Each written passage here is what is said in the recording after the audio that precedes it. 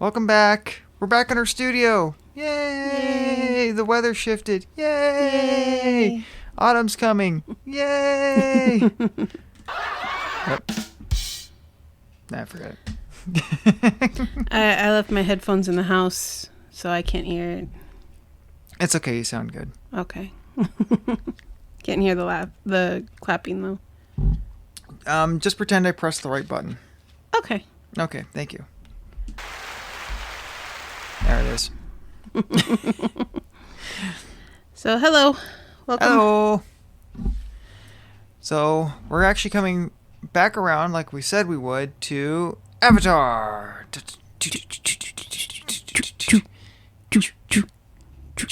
Yeah. Avatar, The Last Airbender. Yeah, not the blue people. No. Those guys suck. Yeah. And they're trying so hard to try and be what they're not. Just going off the title of the newest one that I saw, Avatar, The Way of Water, which I found a little suspect because this starts book one.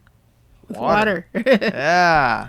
So the next Avatar blue people movie that comes out will probably be like something about Earth. Probably, yeah. Solid as a rock. The Way of Gravel. I don't know. I don't know. I have no inclination to go see those at all. No. Disney ain't exactly producing gems right now. No, they're really not, and it's really sad that Very something sad. that played such a central role in the lives of many persons our age, younger, older, especially persons older than us, to see it just being a shell of its former self. It just in the feels, man. It's just right in the feels. Well, it's insulting because they took this, like, Walt busted his ass and They went risked broke everything. risked everything, went broke several times, and actually had an emotional mental breakdown to make that company work. Yeah. Made it amazing, and these people get this ready-made company that's incredibly thriving and just Yeah, and they don't know how to control it. They don't know how to do it. And in many ways, that's true of generational wealth. The third generation, the grandkids, it tends to go belly up, tends to go a bit pear-shaped. well, there's a way they know how to fix it. Everyone's telling them how to fix it. They're just not doing it. Yeah. Yeah. Well, before we get too far off on our rants, Yeah. that's another Avatar. episode. Yeah. Avatar, yeah. The Last Airbender. Our rants about what's wrong with the world. That's another episode. We'll do that one some other time. It's fun, but it doesn't do anything. So we're in book two. Book two. Partially Earth, and we're already partially way through. Because we've done disc 1 of Earth already, right? Yeah, so this would be it's disc 2. 2 of book 2, yeah. 2. Do-do-do-do-do. To-do.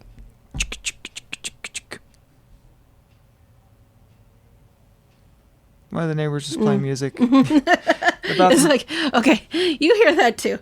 Yeah. I'm good. The window in there is open. Yeah. Anyhow, okay. So when we left off after the confrontation with Azula, the cool, super awesome three-way battle between Zuko, Azula, and Aang, and then slowly everyone just starts coming out of the woodwork to all fight Azula in that town. The Chase, episode The Chase. And she pulls a chicken move and pretends to surrender, and when they let their guard down, she attacks Iroh. Yeah, it's total sucker punch. A princess knows when to surrender with honor, and then Honor. Yeah. of all the persons in the Fire Kingdom, she's probably the least honorable person there. Just she has no scruples. Say Osai's behind her just a little bit, just because he's not in the series as much. Yeah, he's the master douchebag, Yeah. but Azula is the most master dishonorable person. And see, they represent two parts of the dark triad. But then they share a common thing: a sociopath, a psychopath, and a narcissist. That is kind of like the dark triad of really bad people. Mm-hmm. Mm-hmm. And see, Osai is definitely a psychopath. He will stab whoever he has to get what he wants. More power for me.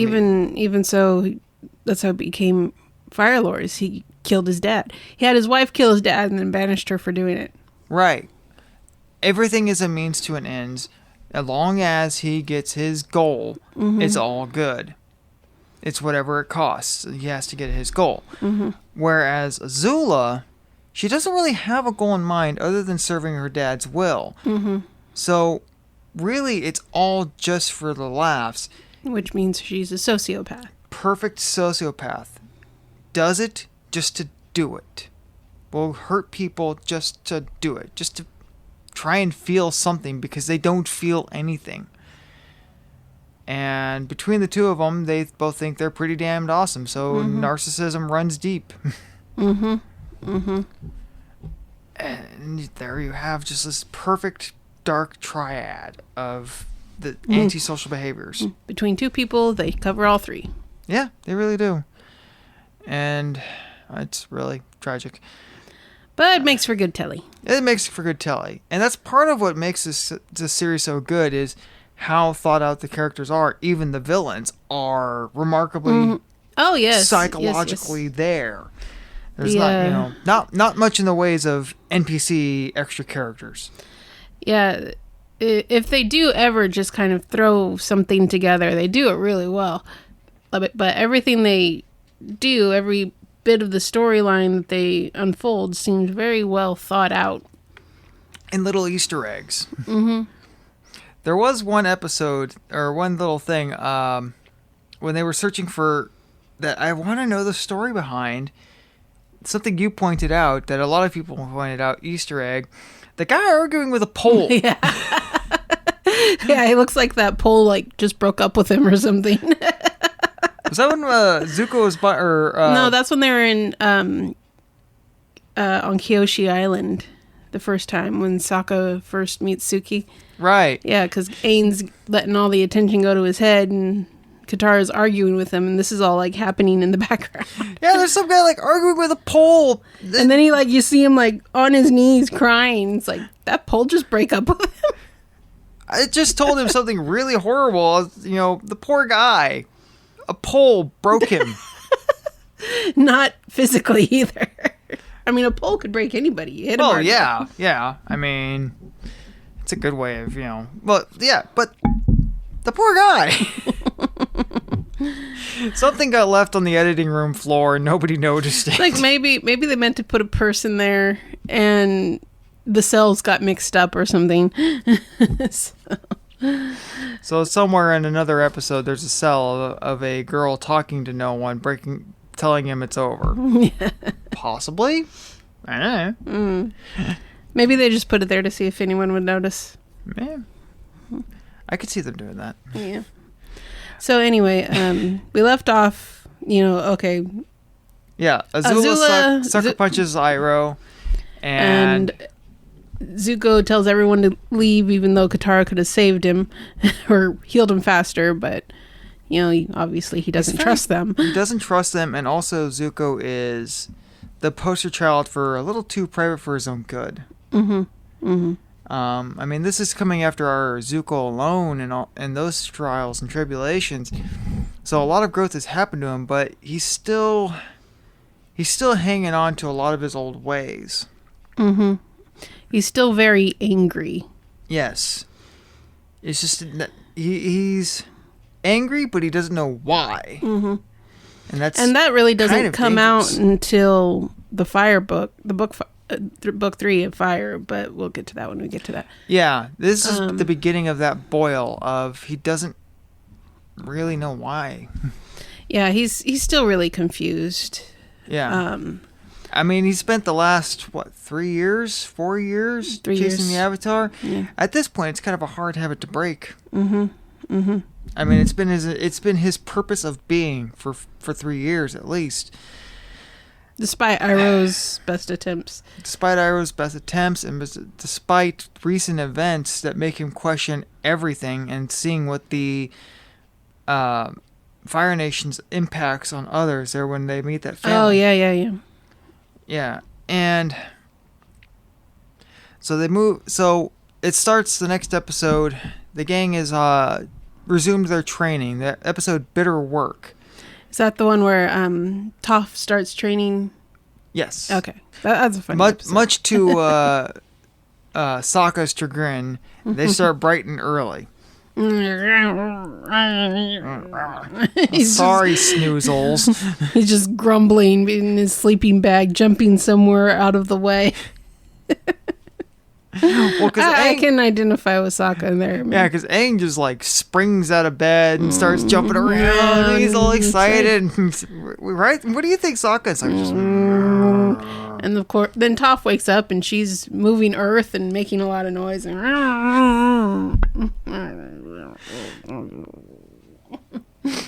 Yeah. Goes away. Poor Sokka. He finally gets a chance to sleep in, and nope, denied. No dice, bro. No dice. But that's such a funny episode because you see the kind of person that Toph really is. She's masochist? Just basically, yeah. Say for somebody who, a bit of a sadist, really. Well, yeah. I mean, we catch her when she's 12 years old, and she's already been fighting in those fights for a while now. I mean, she's already won a title. Oh, yeah, she got a rep. Blind Bandit. Yeah, so she knows how to intimidate people despite her size. Yes, she's good at it. There's a couple of things she does in that episode strictly to intimidate Aang. Or piss him off. Off, yes. And and despite Katara saying, Aang really responds to good feedback, just be positive reinforcement. Positive reinforcement. You'd be really gentle with him. It's like, okay, I'll be gentle. Come on, those knees, twinkle toes. Yeah, she just like goes full drill sergeant on him. Yeah, that's a good way of describing what she's doing with him. But that's really not just Toph. That when you get later on when we meet Avatar Roku, one of his flashbacks, how he talks about going through his training. Apparently, that's just like part of the Earthbender ethos is to be kind of strong. You're strong. You're unyielding. Solid, unyielding. Unyielding is like the characteristic of Earthbenders, of the Earth Kingdom. They're like a wall, a rock wall. Yeah, a rock is their spirit animal. It's just you can yell at it, you can do anything you want. It's just gonna sit there and keep being a rock until you exert some great force on it. It's just gonna keep sitting there and being a rock. And yeah, Aang's not getting it, but he's like, everyone expects me to get it right away, and I can't do it. Yeah. So well, him and Katara have a little bit of a heart-to-heart after he fails one of Toph's tests. Yeah, when he has to stop the boulder from coming down at him. Oh, she lays into him for that, man. Perfect stance and perfect form, and yet you came down to it. You chickened out because you're too much of a wimp. And so Katara takes him to try and cheer him up. Yeah, does some water bending. But she kind of she's like points out something that should have been obvious to him, but you got to kind of spell it out sometimes. That water is the opposite of fire. So air would be the opposite of Earth. That's why it's so hard for him to get. It's his polar opposite. So of course he's going to struggle with it. And going with, and that's what Katara meant by positive reinforcement. Something gets completely lost on Toph. Yeah. Well, I mean, she never got any positive reinforcement a day of her life. No, she really didn't. It's so like she perfectly. Yeah. So she's a hard ass, but she's, hasn't had much compassion shown to her. No. In her life, earth bending teacher. Master or whatever his name is. I'm keeping her at the lowest level.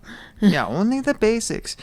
Her parents were jerks who thought she, completely under. And it's like the only other people that were any sort of influence were the earthbending fighters, and yeah, that's not going to do you any good.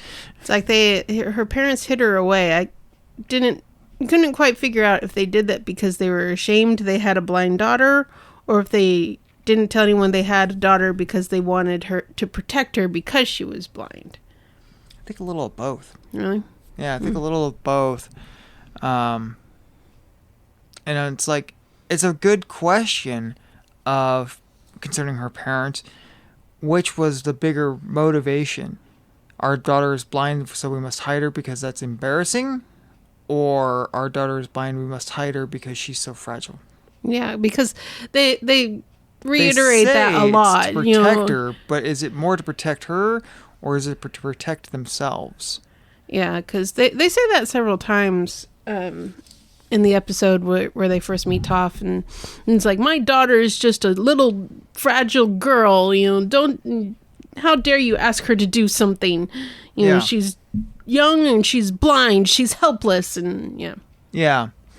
And completely lays waste to all of the fighters. Just lays waste to them. Brings the hurt. All of them at once. Yeah. God, that fight scene's epic. That is pretty good. And just the look of astonishment on her father and her teacher's face. It's just like, what? Yeah. But, So, moving on. But anyway, that's the past. Moving on. Yeah. So she's, drill sergeanting Aang. But you know what? That's just how she is. Because later on Legend of Korra, she's doing the same thing to Korra. And she does the same thing to her daughters. Yeah.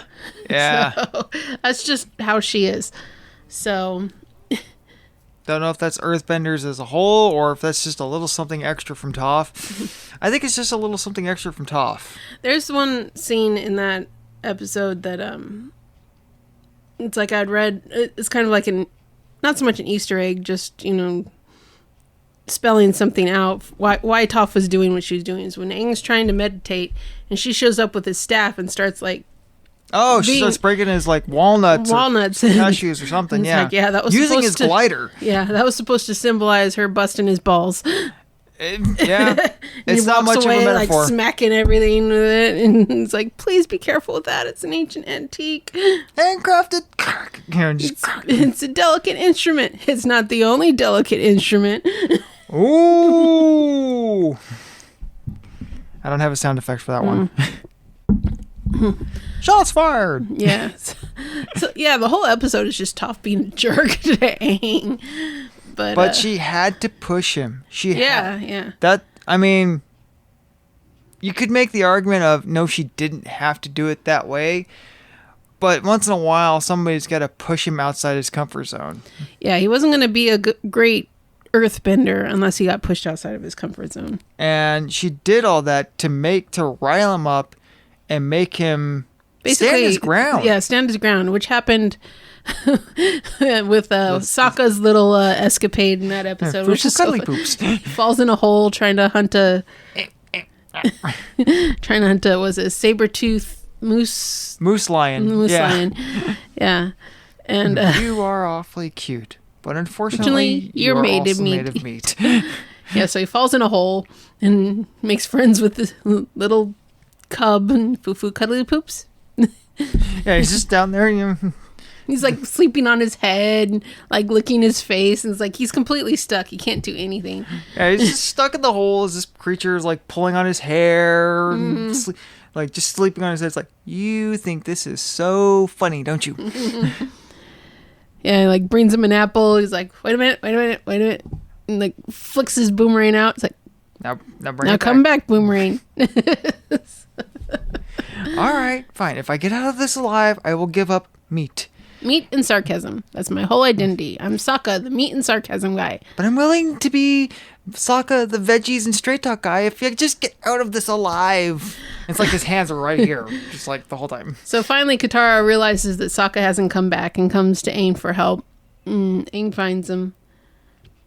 And what's the first thing Sokka says? Do you have any meat? Which I pointed out last night is like the one vegetarian in the group, he asks if he has any meat.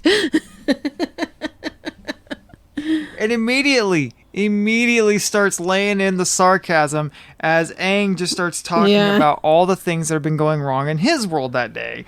It's like I'm stuck behind a rock between a rock and a hard place. Must be terrible. Must be terrible. It's like, Aang, I know you're still new at it, but a little earthbending could go a long ways here.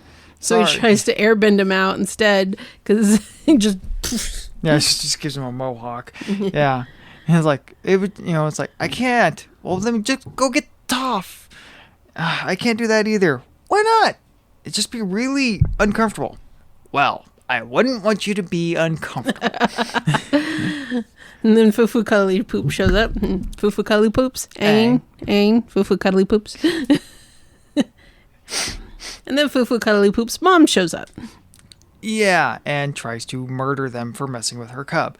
Because Fufu Cuddly Poop's mom is massive. Moose are huge. Even in our world, moose are huge and they will mess you up. I've seen plenty of videos of moose just like roaming through a town in Canada or Alaska and just like demolishing cars. Or charging people. God, that's gotta be terrifying. Right? I mean, those things can weigh like 400 pounds, I think, At or least. more. And it's got these giant barn doors hanging off its head that are just completely solid. It's like, yeah, that'll just go right through the door of your car, I'm sure. It's a good thing they don't understand Windows, because otherwise it's coming through. Right. I don't know. Maybe they do. Maybe they know that, if they see a window, it's like, yeah, I can smash that. But anyway, so then you've got a moose with giant saber-toothed teeth and razor-sharp claws. Yeah. So just to make it even more frightening and terrifying. And Sokka's a sitting duck. He can't do anything. So Aang's like, hey, Saber-tooth lion, over here. Hambone. Starts hamboning. Yeah, to try and distract it from attacking Sokka. Doesn't work, though.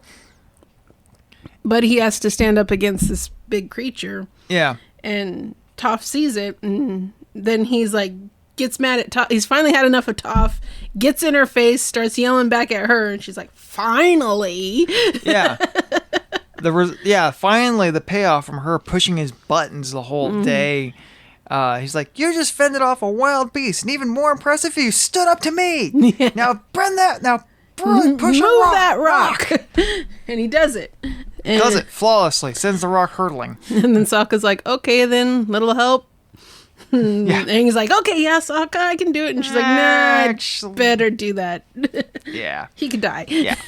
She just, boom, grabs him by the hair, drags him out of the hole. Thank you. Makes like this little cork pulling sound. Like, thank you.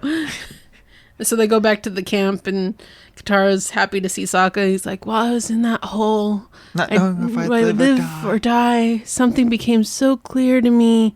And then, hey, Katara, look what I can do.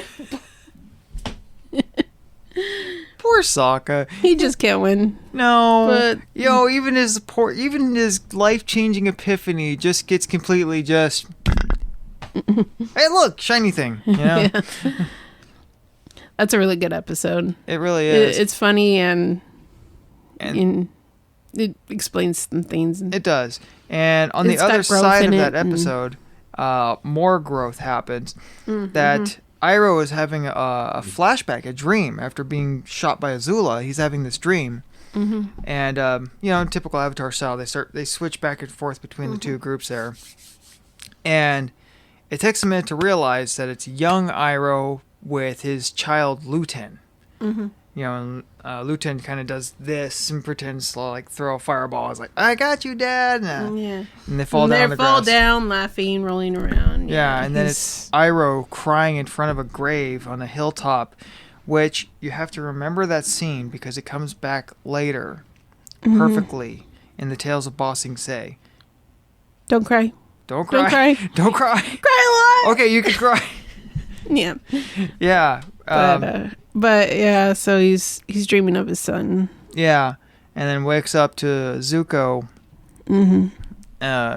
who's banned. You know, they found this abandoned house, and Zuko's bandaged him up and tried to. Bless his heart, he tried to make some tea.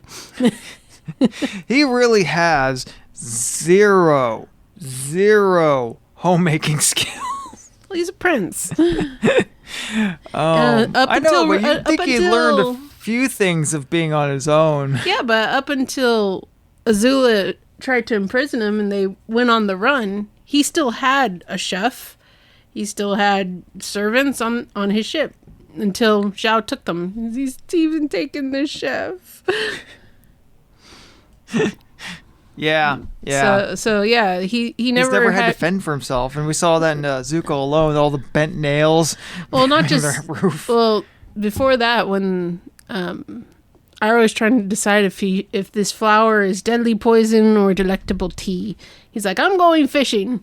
He comes back, with this teeny tiny little fish wiggling at the end of the spear. That's right.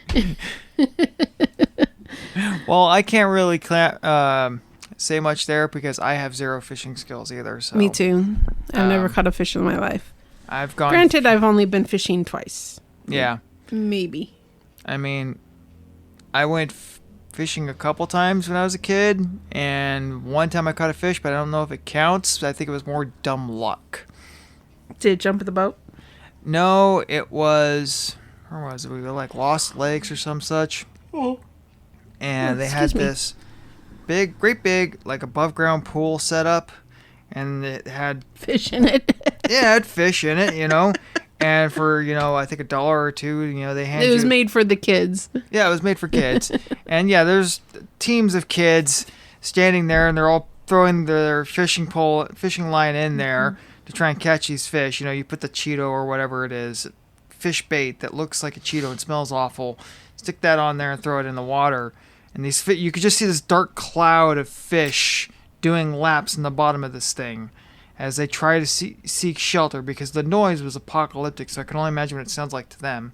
Of kids like tapping on the edge of the thing and laughing, screaming, talking, kicking the bottom of the thing because they're kids and they think it's funny. So for these fish, we're probably traumatized and shell shocked. I throw a thing and I'm waiting, and it's like, well, the bait's gone. Okay, so I'll put another one thing. And then I feel it, and it's like, whoa, hey, look, I caught a fish. It's like, I don't know if I actually caught it because I threw the thing in there and that fish was interested, or if it just kind of swam into it and like, it's running for its life and just. Maybe they thought it was the carnival. Nah. But anyway, so. Zuko is trying to nurse Iroh back to health for a change. Instead of Zuko looking after, or being looked after, Zuko's trying to look after Iroh. And, he makes him some very bracing tea. And Iroh tries to drink it and and then flings it out the window. Yeah.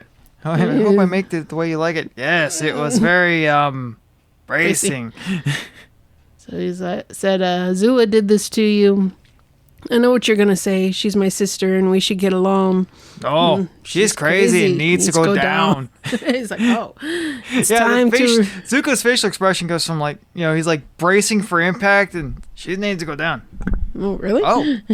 And he's like, it's time to resume your training. And because Zuko is the way he is, training's always gone the way it's gone, of him not getting it, things blowing up in his face.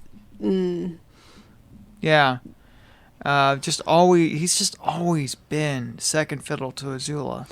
Yeah, but he's also not fully listening to what Iroh's telling him. He thinks he needs to do it through strength and, anger. Just muscle through it. Yeah. Muscle through it, but that's not how it's done. Iroh keeps trying to tell him that. Yeah.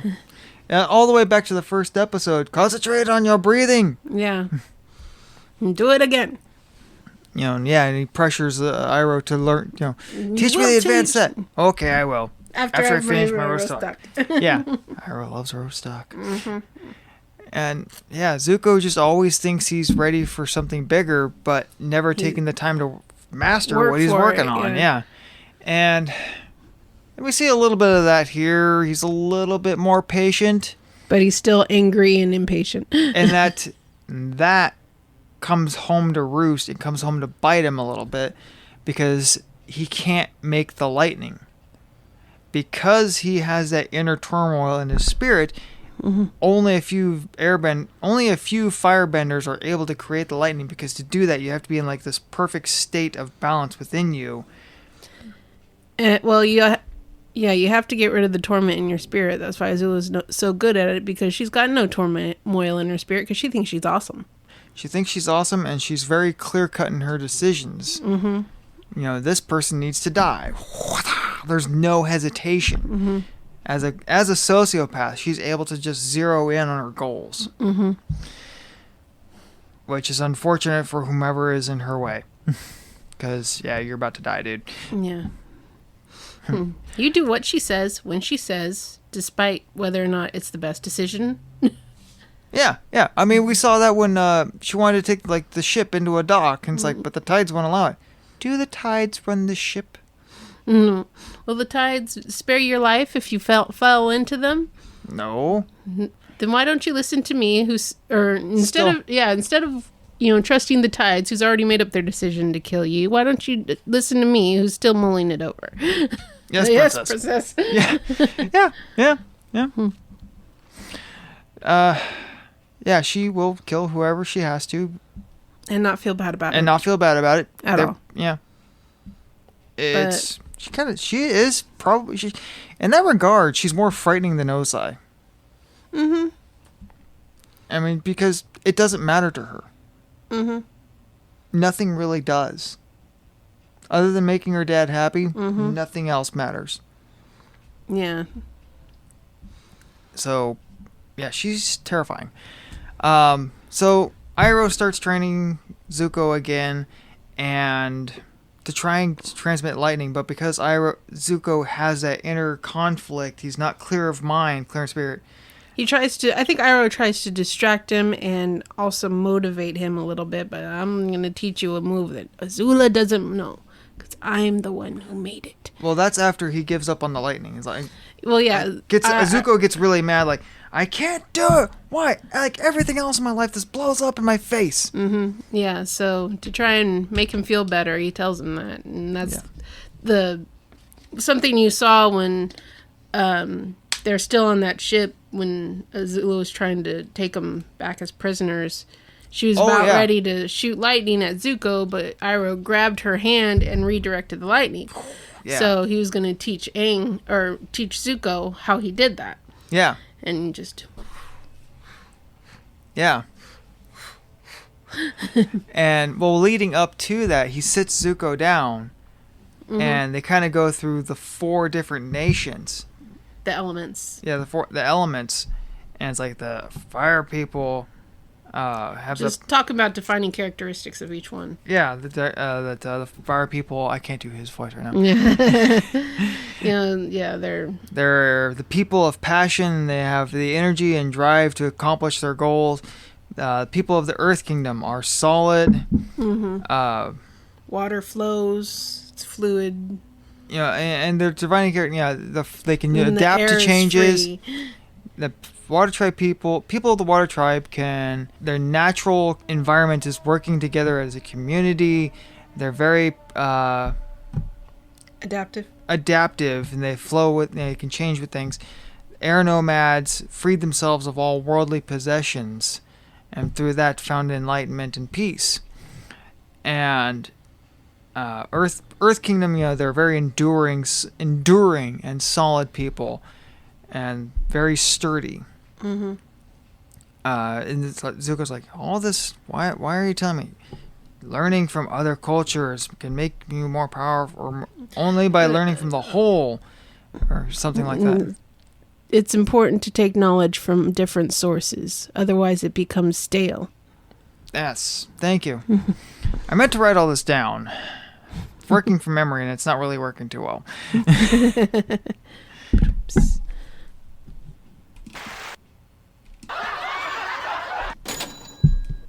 He was going to get it. You only have one button left. Why don't you press it? doesn't feel right anymore because the moment's passed. So yeah, I am not a professional podcaster. So Iroh starts, teaching Zuko how to do this, and spends a lot of time, perfecting the movements and things like that. I'm just trying to abridge it right now. Yeah. Well, the movement is important because it's directing chi. Yeah, and if you get it wrong, you're gonna die. So you have to bring the flow of energy down your arm, down into your belly. The stomach is your power source. It is the sea. It is the the sea of energy or something or in my case, a vast ocean. And Zuko's just looking at him like, I don't get it. Zuko has no sense of humor. Really doesn't.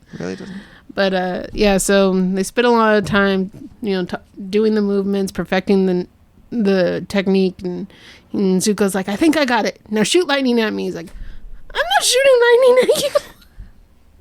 You crazy? Yeah. Oop, got a big one. Mm-hmm. That was our bug zapper. Yeah. It's zapping bugs. It's zapping bugs. Yeah, this is like, I'm not going to shoot lightning at you. He's like, what? I thought that was the whole point of this. You're lucky. You will never have to use this move. So Zuko being Zuko, not wanting to wait for anything, wants to prove himself, runs up to the top of the mountain in a thunderstorm and starts yelling at the sky. Yeah. It's kind of a emotional breakdown for him because you just see the water streaming down his face with his tears, which you'd think that the tear ducts in his scarred eye would have been. But anyway. I think he only does cry from one eye. No, because in the later episodes where, he has this reunion with Iroh, they're coming down both. Oh. But okay. Anyway, so yeah, he's just like, come on, you've never held back before. Why are you doing it now? And just has a little temper tantrum, basically. An emotional breakdown, temper tantrum.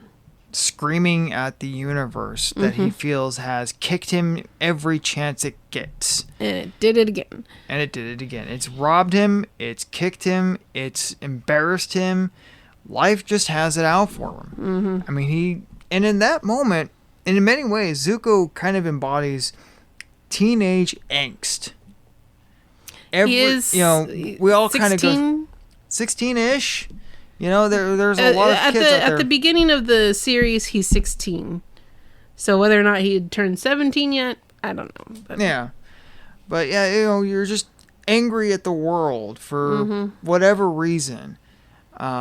That's why teenagers do a lot of the weird, stupid stuff they do, and hopefully we did. We're not exempt. No. And I'm sure Lily will too. Oh boy.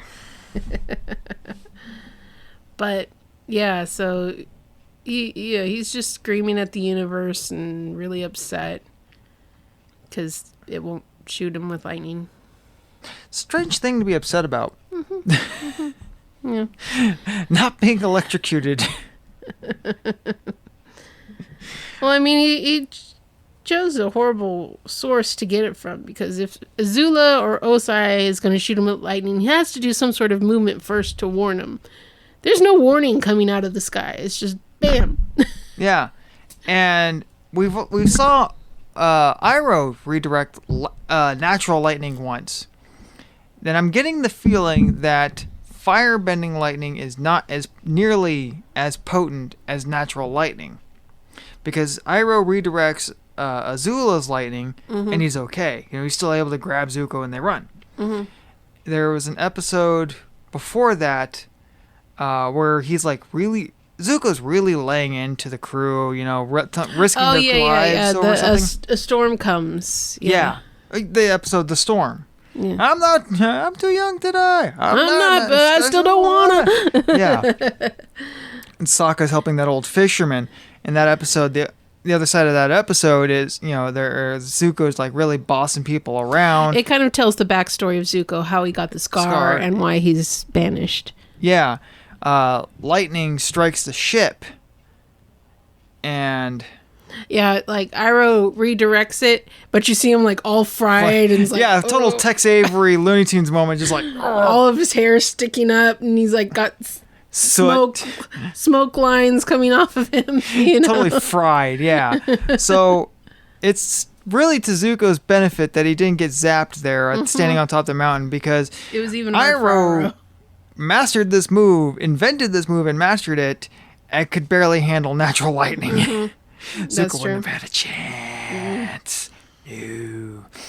Be a crispy critter. So from there we move on to... What episode was next? I forgot. We really should have wrote this down.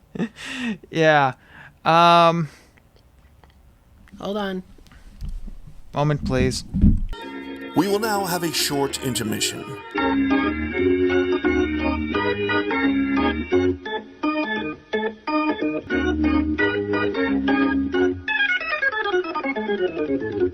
So from there we move on to the library.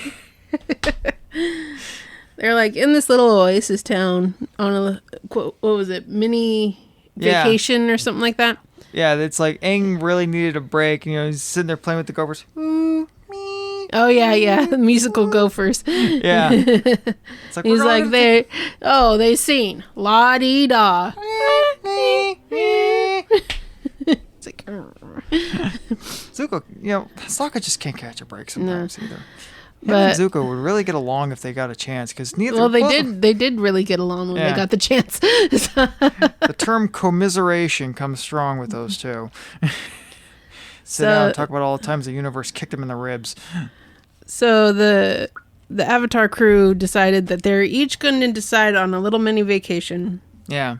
And that was Aang's. Yeah, Katara chose, she saw on a map an oasis. It's like, oh, that looks pretty. Let's go there. Turns out Palm's oasis. It's all dried up. It's 100 years ago, it was a pristine natural iceberg. Yeah. It looks like just left me.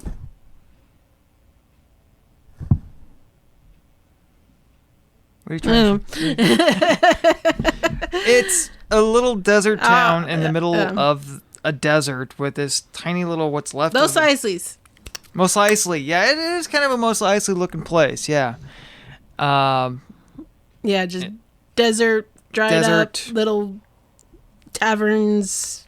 Just barely clinging to existence town. Yeah. Yeah, so they go into this tavern, get a slushy iced drink. And they meet this professor. He's a head of anthropology at the University of Ba Sing Se. Mm-hmm. And he's like kind of made it his life's work to find this hidden library in the middle of the desert. Yeah, the library of Wan Shi Tong, who is a giant owl. It's frightening as hell too. And so he does not like humans. He does not like humans. And so Sokka hears about this, thinks, oh, this is a great way to learn some stuff about the Fire Nation, get a tactical advantage, and he's like, to spend my vacation in the library. And he's like, well, we don't know where it is. It's like, have you met our sky bison? Kind of gets back at Toph a little bit. And she's like, what about my vacation? You got to work here a little bit longer before you start putting in for vacation days. She kind of slams her drink down. Sulk. So they take this professor and they go into the desert. All they have is a picture to go off of, like a sketch drawing, and they just see nothing. They're flying around. They see nothing. For hours and hours. And then Toph goes, "Hey, there it is!" And they all look. That's what it's going to sound like when one of you spots it. I love that people have made montage videos of all the times they forgot she was blind. Yeah. Yes. Yeah. It's hilarious. That's always good. Always good. And so they probably wouldn't have found it if it weren't for one of the foxes that helped gather information for this library. They just happened to find it. They saw something from Sokka's just like, hey, what's that? And there's a fox. They see the fox. They see just the very tip top of this huge library that's just been buried by the sand. Yeah. And then they go in, Toph and Appa stay outside, and they're like, Toph, aren't you going to come in? She's like, nah. I've held books before. They don't exactly do it for me. Oh. Right. Now let me know when they got something you can listen to. Mm-hmm. So they go down, they get confronted by this horrifying giant owl washing tongue who just is like, get out of here. I don't want you here. Leave. He has no patience for humans because a particular human ruined an entire section of his library. Mm-hmm. That turned out to be General Zhao. Yep. Who has been missing from the story for quite a while, but yet still keeps having an impact.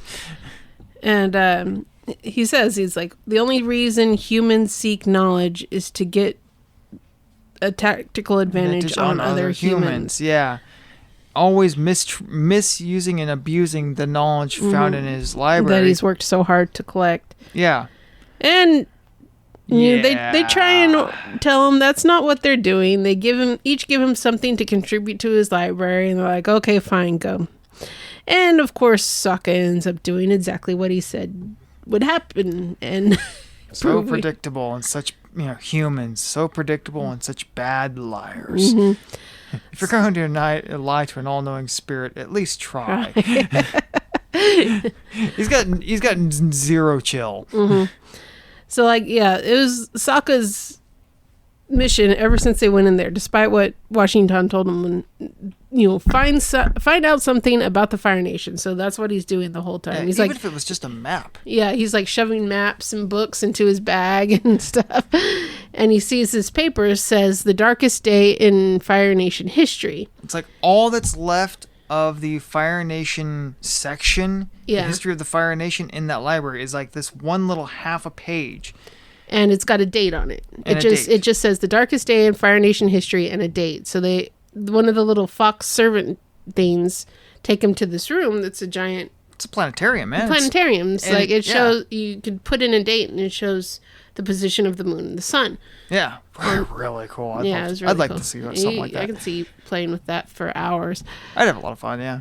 So they put in the date and they realized that it was literally the darkest day because it was a solar eclipse. Yes. And on solar eclipses, firebenders lose their firebending. So... Another clue to the origins of firebending. Mm-hmm. Which they cover in a different episode. But looking into the future. Ooh. So Sokka finds this out. He's really happy. And then behind him appears Washington. We gotta get this information to the Earth King as soon as we can. Humans are so predictable. So he starts attacking him. He's pissed off. He'd been lied to. Yeah. And they start running. And Sokka's like, wait, I need to know when the next solar eclipse is. So he basically leaves Katara to chase around, be chased around, to be chased by this demon bird, while Aang and Sokka went back to the planetarium to try and figure out when the next solar eclipse is. And they figure it out in the nick of time to get out.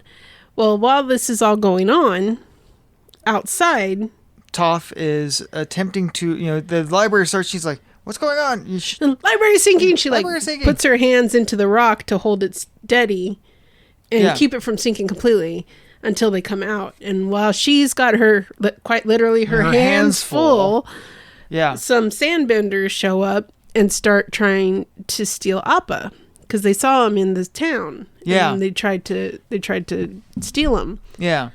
Well, she can't see very well in the sand. She said everything just kind of looks fuzzy. Not that there's anything wrong with fuzzy. It's like, so like she's trying to fight these guys off, keep the library from sinking. She can't see. Really hard choices to make. Yeah, she is holding up the library, takes her arms out just enough to fling something. And misses terribly because she can't see them. She can't.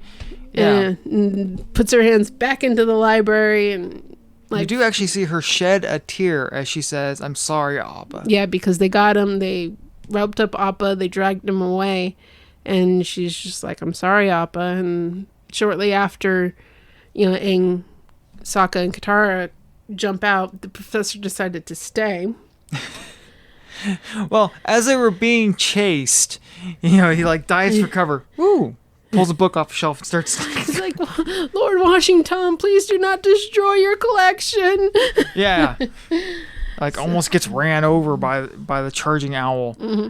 I think it's really cool that they chose that he was an owl, because in so many cultures, owls are seen as sources of wisdom all the way back to and knowledge. Yeah, Athena. Yeah. Athena, her emblem was an owl. Read that she was goddess of war Really? and knowledge. I know. But- Yeah. Well, cunning. She Cunning. was goddess of cunning. a lot of these old pagan polytheistic structures, they kind of bought their gods in bulk. Every god had like several powers. Yeah. But anyway, yeah. So I think that's why they made him look that way, is because so many ancient cultures, owls for some reason are like a symbol of wisdom in a lot of them. yeah. Neat. So Aang ends up knocking Washington out while they make their escape. And No, Sokka knocks him out. was it? I thought Aang like came down on him with a book or something like that. Sokka did. He was like, Katara was like ready to face him. He's like, no, don't bother. I have studied northern water styles, southern water, even foggy bomb styles. Like, Sokka just like comes out, bam. That's Sokka style. Learn it. Okay, now I remember. Yeah. And they make their escape, and as soon as they fly out, Toph lets the library go, and it just sinks down. And they're like, "Where's Appa?" And she's just, sitting in the sand, just shaking her head, and like, no. Yeah. And then he zooms in on Aang's face, and it's As he just realizes Appa's gone. it's just this terrible, pained look of worry and Appa is his last bridge to his culture. well, that, and he raised Appa since he was Yeah. a cup. They grew up together. They chose each other. As children, yeah. Yeah, because Aang was just a few years old, and and Appa was just a cub, I guess. A pup, cub, whatever that Whatever word it is. is. Yeah. Yeah, and that's how that goes. Air nomads choose their bison, and that's like their partner through life. Yeah, it's the choices for life. They cover that in Legend of Korra. That once you choose your bison chooses you, and it's a choice for the rest of your life. Like they're like the closest brothers, Yeah, and somebody just came and abducted him, and it's like somebody stealing your child, man. yeah, kind of like that. And of course, what happened, and He starts lashing out. He starts horribly. lashing out at Toph at first. She's like, "Couldn't you have done anything?" She's like, "I couldn't see. The library was sinking." And Katara's like, "I'm sure she did everything she could." And Aang's not in the mood to put up with Katara's, peacemaking. He's like, "Oh, shut it. Yeah, I'm going to look for Appa." he starts really lashing out emotionally because he's in so much emotional pain, and you really see Katara becomes her strength comes through really Her well. leader. In this She's her a real- leadership and strength and ability to hold the group together comes Yeah. through really strong in this episode. Because Aang wants to keep leaving because he's pissed off. Yeah, They're trudging through a desert. They have very little water they have the water she uses for to fight. bending. Yeah. And then Sokka finds a cactus and decides to drink the water inside the cactus, and he starts the tripping quenchiest. balls. He's There's tripping. water trapped in these cactuses. Cactus juice. It'll quench you. Nothing's quenchier. It's the quenchiest. quenchiest. And like Toph's like, "Can I have some cactus water?" She's like, "I don't think that's a good idea." And pours it out. How did we get out here in the ocean? Who lit Toph on fire? So yeah, Sokka's like tripping balls hardcore. Aang's pissed off. Which is a real thing. Don't drink cactus juice. It's not water. I had to look this up because I had to know. Yes, I had to. This is just another testimony to how well researched this show is. That we see this in all the cartoons, going back to people drink cactuses or whatever. Don't do this because the fluid that's in there is highly acidic or alkaline or whatever. It's not water. It's juice, and it will act as a neurotoxin. It will cause you to hallucinate and trip out and things if you're lucky, or just die. Either right on the spot, or you will die from exposure because you're wandering around the desert while you're freaking stoned out of your mind. You know? So that's Sokka right now. Yeah. And Toph's just, trying to keep up. She's tired. She's thirsty. She doesn't know. She's a little despondent because she feels so helpless. Yeah, she It's all feels she helpless. can do to keep walking a straight line. And in fact, at one point, she kind of like bumps into Sokka, and he's like, "Can't you look? No, I can't." Yeah. Right. The sand. Sorry. The sand is so shifty. She actually is a blind person for once, and it's Katara's just like, okay, everyone hold hands. We're getting through this desert together. Yeah. And she's like, Sokka, let me see some of those maps you took from the library. He's like, I didn't take anything from the library. Who told you I took anything from the library? He looks at Momo. He's like, it was you. You ratted me out. And he's like, Sokka, I was there. I saw you take them. He's stolen some star charts. So she's like, okay. Well, he does love maps. He does love maps. So she's like, okay, we can navigate by the stars. We'll walk at night. We'll sleep during the day. And we'll get out of here. And so they're walking along, all hot and like out of water. And Toph trips over something.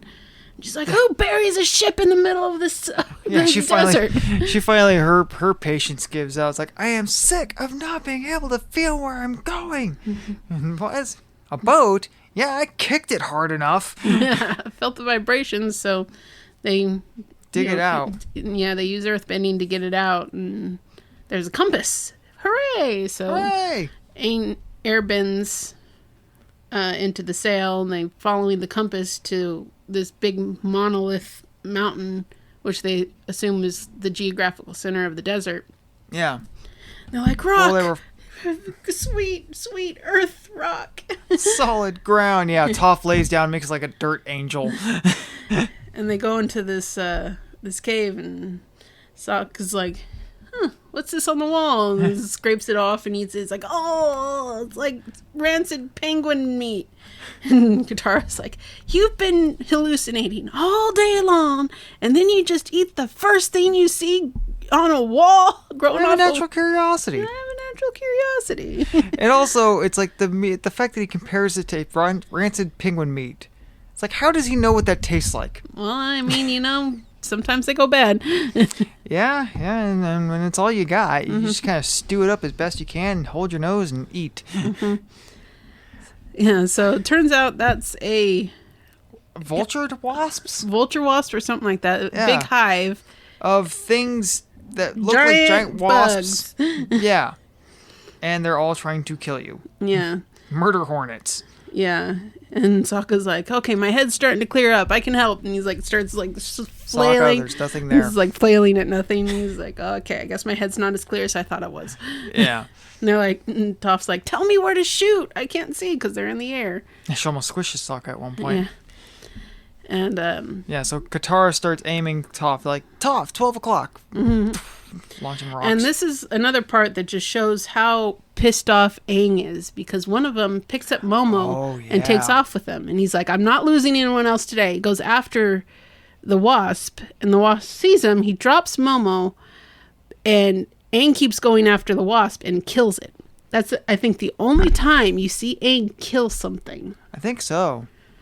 Because, the use of shadow in that episode, that scene is so perfect. Because, he sends the and takes down the wasp, and you see the wasp drop, and the camera pans back to Aang. In two pieces. In two pieces. And the camera pans back to Aang's face, and he's just set, and there's these dark circles under his eyes. Yeah, he is pissed. Just pissed and dark energy. And like, Momo, so like, kind of jumps on his shoulder. He kind of, like, does a mean stare towards him. He's like, sorry. Yeah. They start making their way back. Yeah. But yeah, I think that is the only time you see Aang kill something, at least intentionally. Yeah. Because he didn't even want to kill Osai when it came down to it. And he didn't. No. And also another tribute to how well made the show is, the boat that they trip over. There's a few things that happen concurrently in that episode. that they kind of come up later in Appas Lost Days. Appas Lost Days. And it's very well made how well they got those things. I've watched both episodes a few times, the desert and Appas Lost Days. It's like, yeah, they sync almost perfectly, if not perfectly. I couldn't find continuity errors, and I was looking for it just to see if I could find an Easter egg, and no, they nailed it. So that boat actually is one of the people who kidnapped Appa when Aang freaked out and left the group, and he's flying around, he's blowing into the whistle. Every time he does, Appa realizes that's Aang looking for me, and he starts to try and free himself. Yeah. Free himself, yeah. And at one point, I think he tail slaps, flips over. That tail, man, it's deadly. Yeah, and flips over and breaks one of their. You see this big cloud, and as he's trying to get away. Working from memory, and it's not working. But one of their boats gets buried. Yeah, the kidnappers, poachers. Yeah, basically is what they were. Yeah. And the big mushroom. Yeah, that Aang made that mushroom. Yeah, he gets mad. Friendly mushroom. Yeah, you see Aang gets just really pissed off. No! Smashes the ground. Mushroom cloud kicks up. Sokka and Katara see that. Friendly mushroom. Mushy giant friend. As Sokka continues to trip out on acid. Yeah. That was before they got where they are now. Yeah. Yeah. And also then in Appa's Lost Days, Appa sees that mushroom cloud as well. As he's kind of looking around. Trying to find Aang. Yeah. Trying to break free still until they finally blow dart. Tranquilize, yeah. It's they really concurrently those episodes really lined up the events. The production value cannot be understated. It really can't. That was my bottom line there. How well they line their stuff up and do their research and such. It just adds value every time you dig deeper into the show. You find something really more. The deeper you dig, the more interesting it gets. Mm-hmm. But yeah, Aang rescues Momo, and by the time he gets back, Katara, Sokka, and Toph, running from the wasps, get confronted by some sandbenders. Yeah. And now one of them's older. He seems like, he's the head of the tribe. Tribe leader, yeah. Yeah. He's like, what are you guys doing here? How'd you get this ship? What's going on? And Aang lands right in front of him, just already staring daggers angry at these guys. And where's Appa? No, well, he didn't straight go into that. First, they're like, well, it looks like you got this boat from this tribe. And they're like, we found it buried in the desert. We used it to try and save ourselves. Yeah. And we're looking for, our lost bison. And one of the sandbenders, the older man's son, he's like, how dare you accuse us of stealing? He's like, they haven't accused us of anything. What are you talking about? He's like, sorry, father. It's like, yeah. And then Toph's hearing the son talk. She's like, he was one of the ones who took Appa. And that's the one that said, put a muzzle on him. He's like, are you sure? She's like, I never forget a voice. And so then Aang gets pissed. Yeah. Where's Appa? Where's my bison? And it's like, what? No, it wasn't me. It wasn't me. And Aang starts freaking out and destroying all their ships. He's like, okay. He's like, oh, we sold him to somebody. I'm sorry. And his father's like, what did you do? you know? Well, they also announced that, something that makes the leader just go, whoa, wait a minute. It's like, we were trying to get to the, Ba Sing Se. We're traveling with the Avatar. And you see him just go like, Avatar? What? It's so funny in that series because Aang is so, private about being the Avatar. But Katara plays that Avatar card every chance she gets. We're traveling with the Avatar. This is the Avatar. This is the Avatar. We're traveling with the Avatar. He could do this. He could do that. He could do this.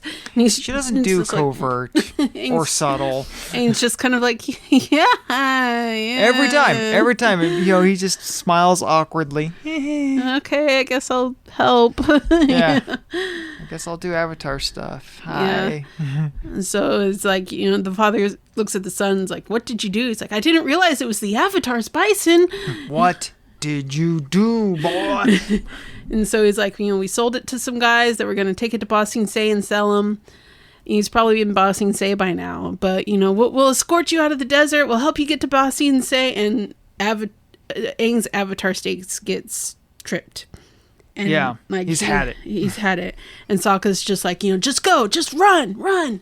So they start fleeing for their lives, and Katara just shakes her head, walks up and grabs Aang by the arm, and pulls him down, gives him a hug, like, please stop. Yeah. Like, Aang, this isn't the way. This isn't going to bring Appa back. Mm-hmm. Like, she says a lot in that look. Yeah. Yeah. Just that look of when she first grabs him, he kind of darts down, look at her like, what? And then he sees her face and he calms down. Calms down, yeah. It's like this is, don't do something you're going to regret. Right. It's kind of... If she didn't stop him, he probably would have killed somebody there. Probably. He was that pissed off. Yeah, and, so much was written into her facial expression of, Aang, this isn't going to do anything good. This isn't going to bring Appa back.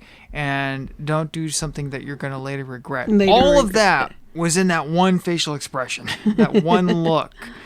That moment. It's like, damn, that's good. So we're not going to get through all of this disc in this episode. Oh, heavens no. I think we're going to be pretty good just to finish this episode. We're coming up on an hour here. Yeah. On the flip side of that, Zuko and Iroh finally gets to play Paizo. You see them making their way on their emu ostrich or ostrich horse. Yeah, ostrich horse. Yeah. No, I think we should make camp. Don't rest on my account.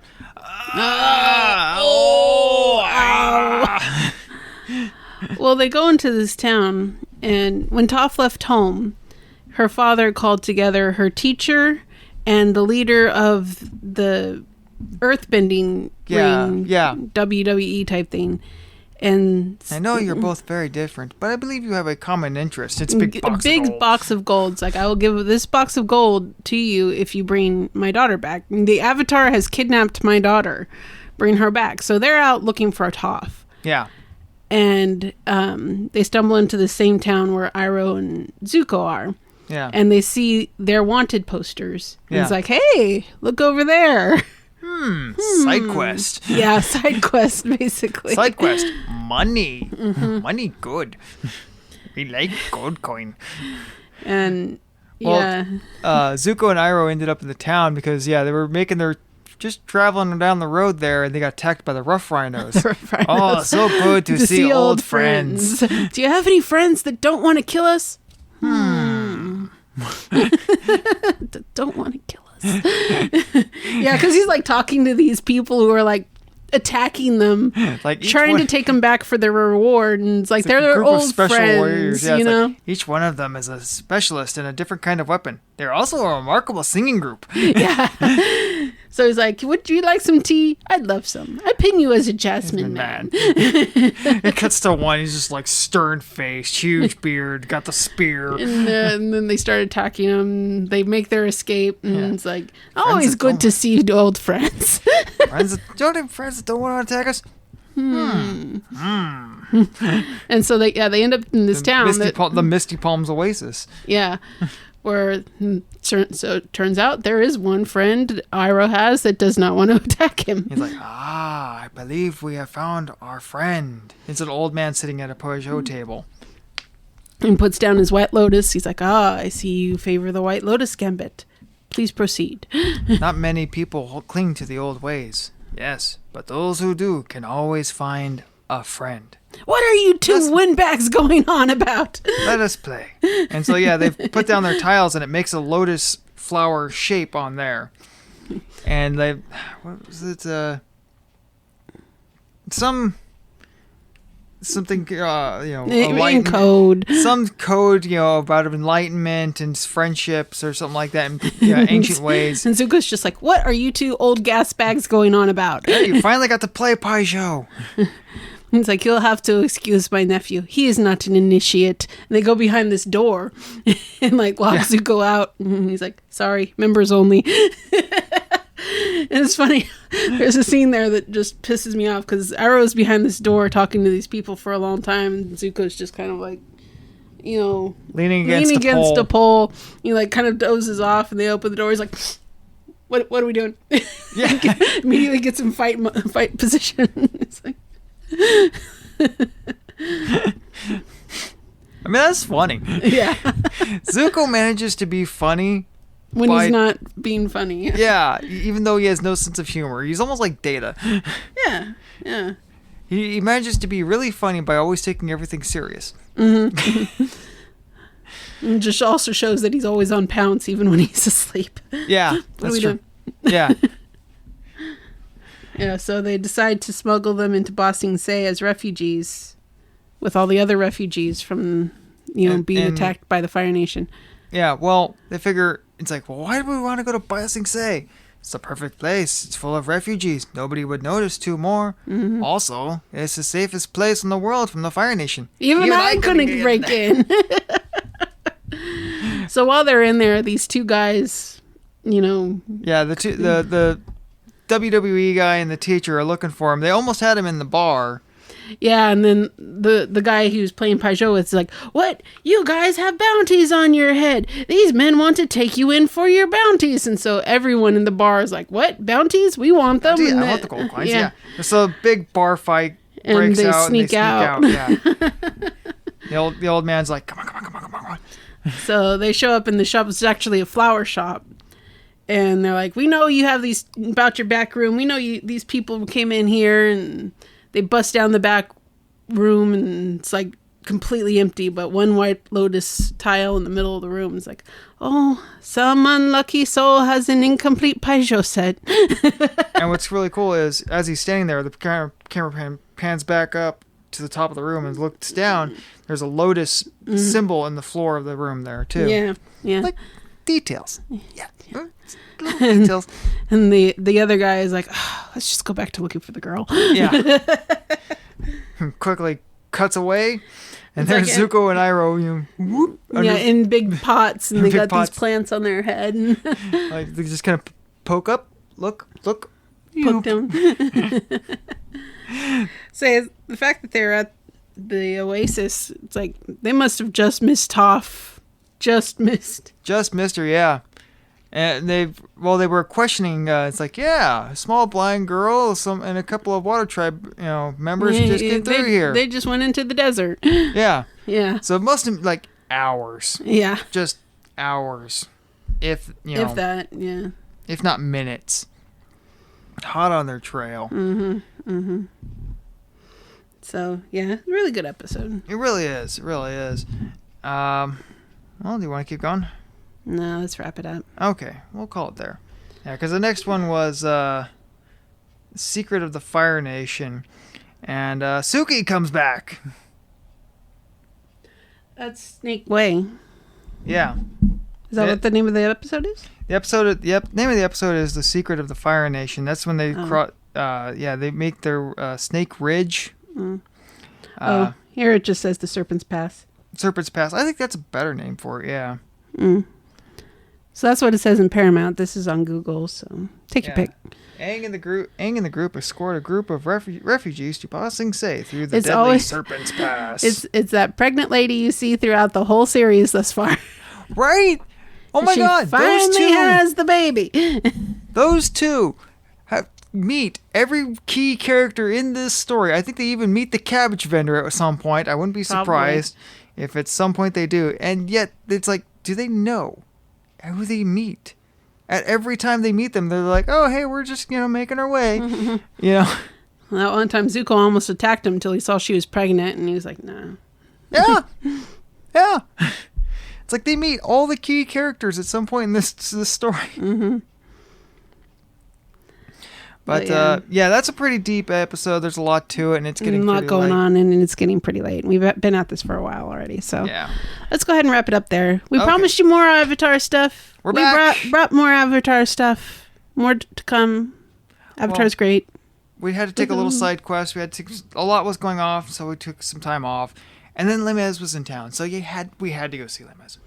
I hope you guys enjoyed that episode.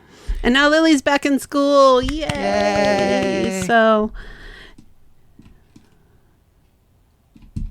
There it is. It's C for so clap. at this point, I think you're getting them wrong on purpose, but I know No, you're not. C for clap, and the rim shot's on D for dum-ts. Or drums. Yeah, drums, yeah. You'd think he'd remember this, but next time he's still going to press the wrong buttons. I might surprise you. But I But probably probably won't. What was Okay. I think it was Top Gear. that? Yeah, yeah, that sounds like Top Gear. Something James said. There's like a Ambitious but speed test, and it's like, I might surprise you, but I probably won't. So Anyway, so yeah, we'll call it there for the night. and we'll come back some other time with more, and yeah. Yeah. All right. So, with that in mind, I keep forgetting to do this at the end of the episodes. Leave a comment, leave a like, maybe subscribe, tell a couple friends, help us to grow this channel so we can do more stuff and talk about more interesting things. Be constructive and not just blasting us because you feel better about yourself, because when you do, be constructive. Actually, I don't think we've gotten any email yet. Well, yeah, but We've only got a handful of subscribers, and we appreciate you. Yay! yay! Somebody out there's watching us. Thank you. We like you. Yes, and you. Celebrate Yes. good times. Come on. Do, do, do, do, do, do, do, do. Yeah. All right. All right. Catch you Bye. next time, folks. Bye.